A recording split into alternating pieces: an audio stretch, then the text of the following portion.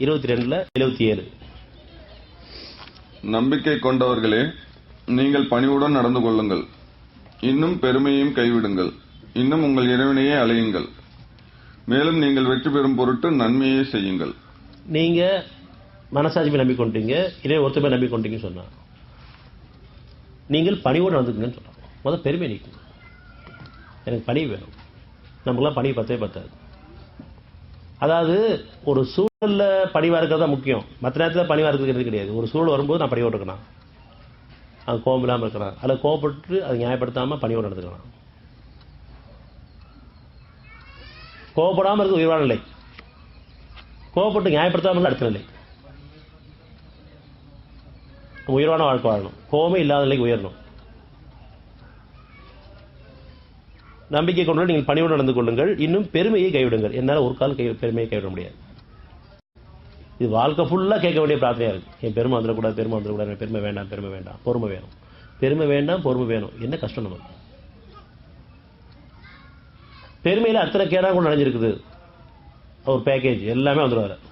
பொறுமையில் அத்தனை நன்மையான குணமும் ஒரு பேக்கேஜாக இருக்குது. நம்ம சிம்பிளாக கேட்கணும், புரிஞ்சுக்க கேட்க வேண்டிய பெருமை வேண்டாம், பொறுமை வேணும். அது இன்னைக்கு மட்டும் இல்லை, நீ வாழ வைக்கும் காலமெல்லாம் எனக்கு பெருமை வேண்டாம், நீ வாழ வைக்கும் காலமே எனக்கு பொறுமை வேணும். நான் ஒன்னோடு நீ என்னோடு இருக்கணும், நான் விரும்புகிறேன். அவர் விரும்புவது அவர் இறைவனத்தில் இருக்கிறது கேட்பது நிச்சயமாக கிடைக்கும். என்ன விரும்புகிறீங்க? எல்லாம் அறிகுறி போல தான் விரும்பிட்டு இருக்கோம். அதை நம்பி வாழ்ந்து நம்மளாம் சேர்ந்து அழிஞ்சு போயிட்டு இருக்கோம். நம்ம அழிக்கப்பட சமுதாயம் ஆயிடக்கூடாது. நம்முடைய வாழ்க்கை கதைகளாகவும் காட்சியாக மாறிடக்கூடாது. சத்தியத்துக்கு சாட்சியமாக வாழணும். நிறைய நிகழ்வுகள் பார்த்துட்டு இருக்கோம். இயற்கை சீற்றங்கள் அழிக்கப்படுது, அல்லது ஒருத்தர் அழிச்சுட்டு இருக்காங்க, ஒரு நாட்டோட அழிச்சிட்டு இருக்கு. இதெல்லாம் கண்ணில் காட்சியாக வர காரணமே இந்த சூழல் நமக்கு வந்துடக்கூடாது. மனித மனிதன் அழிக்கக்கூடாது, இயற்கை சீரம் அழிக்கக்கூடாது. நம்ம சத்தியத்துக்கு சாட்சியமாக வாழணும்.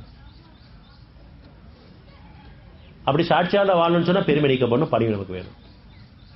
விரும்புகிறோம். மனசில் யாரை பற்றி வீணான எண்ணங்கள் நம்ம எந்த நல்லெண்ணத்தை தவிர கெட்டது நமக்கு எதுவுமே வேணும். அந்த நல்ல எண்ணம் கூட இறைவன் கொடுத்து வாழ வச்சுட்டு நன்றி கொடுக்கணும் இல்லையா? அவங்க தனியாக பாராட்ட போகுது வச்சுக்கூடாது.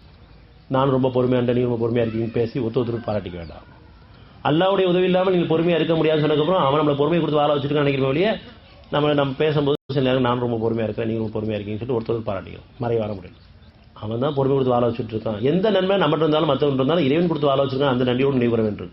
எந்த தீமை நம்மகிட்ட இருந்தாலும் அவங்க பாவங்களுக்கு மன்னிப்பில் மீள விரும்ப வேண்டும். லேசான சுகமான வாழ்க்கை. இது ஏன் மனசுல ஏற்றுக்க மாட்டேங்குது? இன்னும் நம்மளோட அகப்பெருமை இருக்கு. அந்த அகப்பெருமை நீங்கிற வரைக்கும் நம்ம சோழம் திறந்துட்டு இருக்கோம். ஒட்டுமொத்தமாக நீங்கிருச்சுன்னா அப்புறம் சுகமான வாழ்க்கை தான். அது வரைக்கும் நம்ம ஒன்று வேண்டாம் கேட்டே இருக்கணும். நம்பிக்கை கொண்டு நீங்கள் பணிவு நடந்து கொள்ளுங்கள். இன்னும் பெருமையை கைவிடுங்கள். இன்னும் உங்கள் இறைவனையே அழையுங்கள். இது நேரான பாதை. எந்த ஒரு தேவைக்கும் பாதுகாப்பு உதவிக்கும் எங்கிட்ட தீமை மீறதுக்கும் நன்மை வாழ்றதுக்கும் உங்கள் இறைவனையே அழையுங்கள். என்னோட அருள் யாருக்கும் தடுக்கப்பட்டதா இல்லை, எல்லாருக்கும் பொதுவானது. யார் தீவிர விலகுக்கு விரும்புகிறாங்களோ அவங்களுக்கு உதவி செய்ய யாருக்கு உதவி செய்யப்படும். யார் சமாந்து விரும்புகிறாங்களோ, தீவிரந்து விலகி நன்மையில வாழ விரும்புகிறாங்களோ, அவனை பார்க்க விரும்புகிறாங்களோ அவங்களுக்கு உதவி செய்ய யாருக்கு உதவி செய்ய போகிறான்? இறைவன் நன்மைக்கு உதவி செய்வானா, தீமைக்கு உதவி செய்வானா?